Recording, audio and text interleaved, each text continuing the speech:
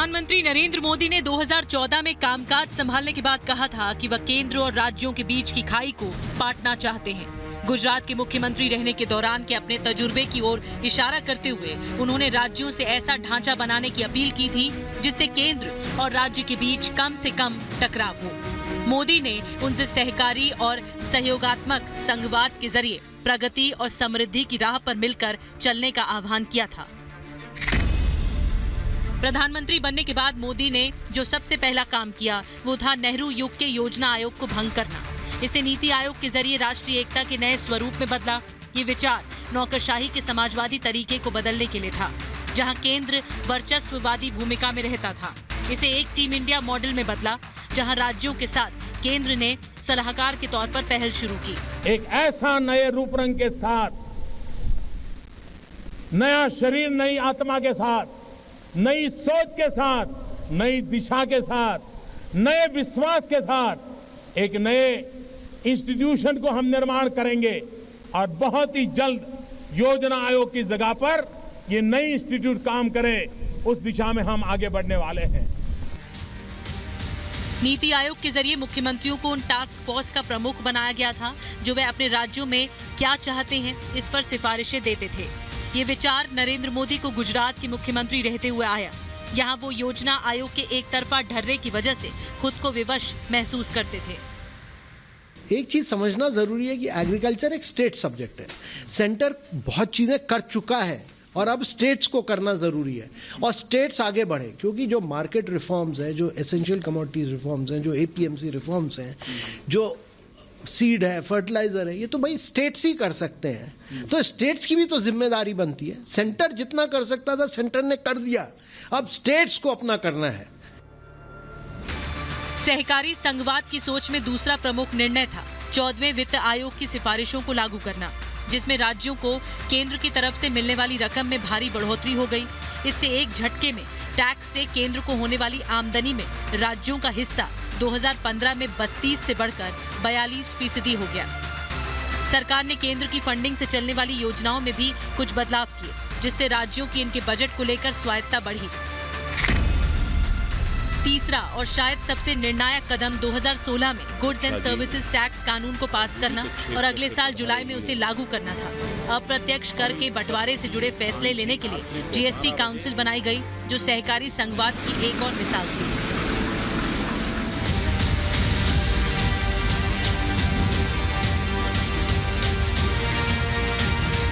Corona महामारी के दौरान जब राज्य और केंद्र सरकारों ने एक साथ काम किया तो पूरे देश को सफलता मिली। सहकारी संघवाद के जरिए प्रधानमंत्री केयर फंड का सही से इस्तेमाल हो पाया। केस की संख्या के हिसाब से राज्यों का फंड का न्याय संगत वितरण हुआ। कोविड मैनेजमेंट के लिए एक बड़ी संख्या में प्रधानमंत्री ने राज्यों के मुख्यमंत्रियों के साथ बैठकें की। इसके अलावा किसी भी राज्य में आपदा को लेकर प्रधानमंत्री मोदी ने मीटिंग की, राज्यों से संपर्क साधा और जरूरी मदद उपलब्ध कराई। ये केंद्र राज्य तालमेल से हो पाया। प्रधानमंत्री नरेंद्र मोदी ने एक के बाद एक करीब 40 प्रगति बैठकों की अध्यक्षता की।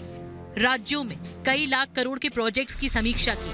प्रगति प्रोएक्टिव गवर्नेंस और परियोजनाओं के समयबद्ध क्रियान्वयन के लिए एक आईसीटी आधारित प्लेटफॉर्म है, जिसमें केंद्र और राज्य सरकारें शामिल हैं।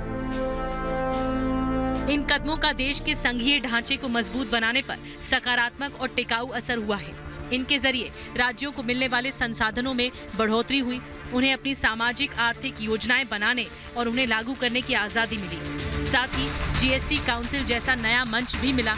राज्यों को अधिक संसाधन मिले और खर्च करने के मामले में भी उन्हें अधिक आजादी मिली। Bureau report, Republic Bharat.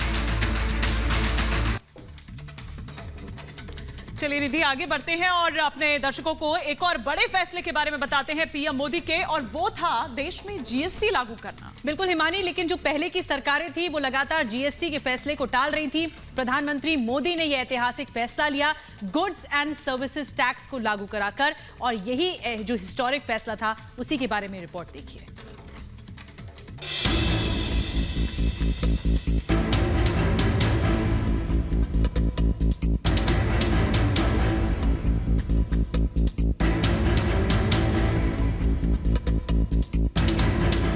For India, it will begin altogether a new journey.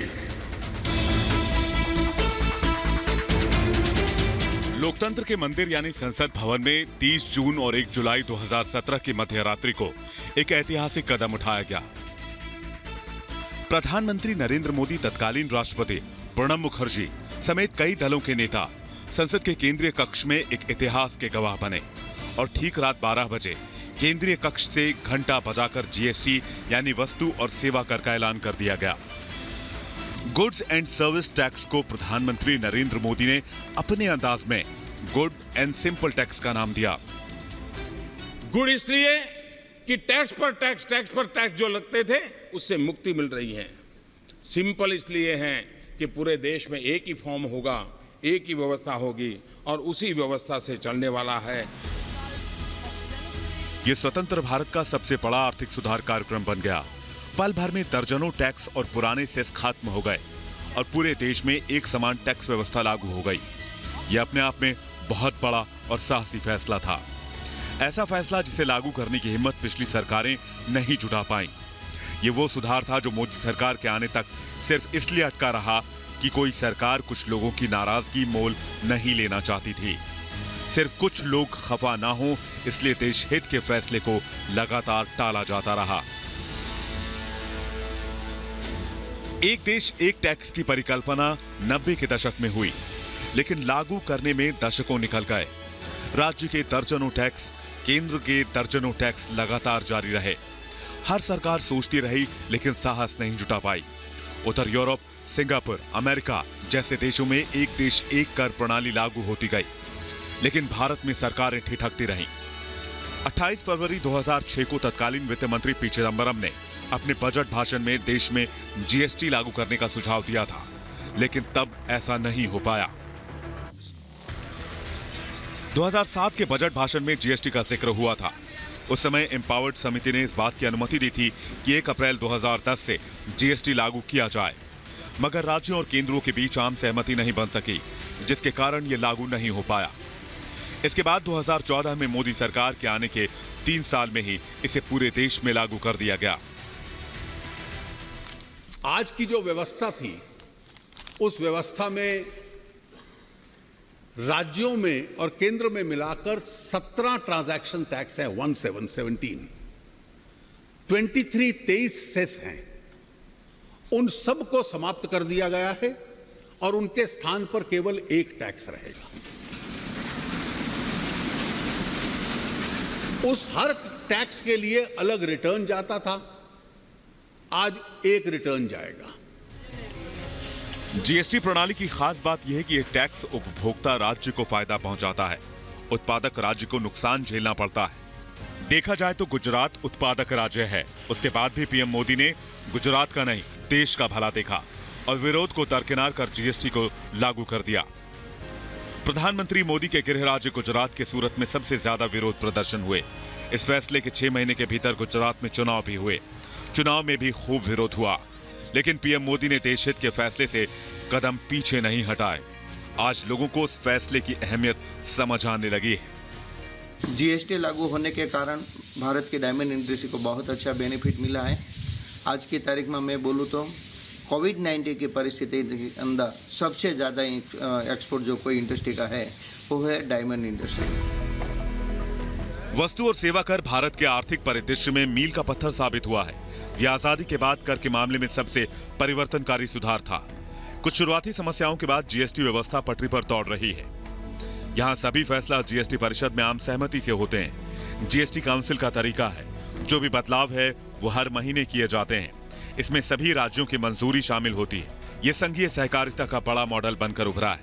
सरकार लगातार इसे और सरल बनाने की कोशिश कर रही है। प्रारंभ के 2 वर्ष राजस्व में काफी वृद्धि हुई, लेकिन तीसरे साल जब इकोनॉमिक स्लोडाउन हुआ पूरी दुनिया के अंदर, तो उसका असर जीएसटी पर भी दिखाई पड़ा और बाद में फिर सुधार हो रहा था। तब तक ये कोरोना से प्रभावित हो गया, लेकिन अब फिर पिछले 8-9 महीनों से लगभग 1 लाख करोड़ का रेवेन्यू कलेक्शन हो रहा है। जीएसटी की वजह से आम आदमी पर करों की संख्या और कर में भारी कमी आई है। इससे पारदर्शिता और कर संग्रह में उल्लेखनीय वृद्धि हुई है। मनमर्जी से टैक्स सिस्टम खत्म होने से उपभोक्ता को फायदा हुआ है। जरूरत की वस्तु जैसे खाद्य पदार्थों को कम कर वाले स्लैब में रखा गया। तो राहत मिली है। व्यापारी को राज्य में अलग, केंद्र में अलग, चुंगी पर अलग टैक्स देने होते थे, जो अब बंद हो गए हैं। जीएसटी से औसतन 1 लाख करोड़ की मासिक आय हो रही है। अगर आंकड़ों के नजरिए से देखें तो केंद्रीय बजट से आधे के बराबर आय जीएसटी से होती है। जीएसटीएन यानी जीएसटी नेटवर्क नमूना है कि कैसे सरकार ने सिस्टम का आधुनिकीकरण किया। ये सब प्रधानमंत्री मोदी के साहसी फैसले से संभव हो पाया है। Bureau report, Republic Bharat.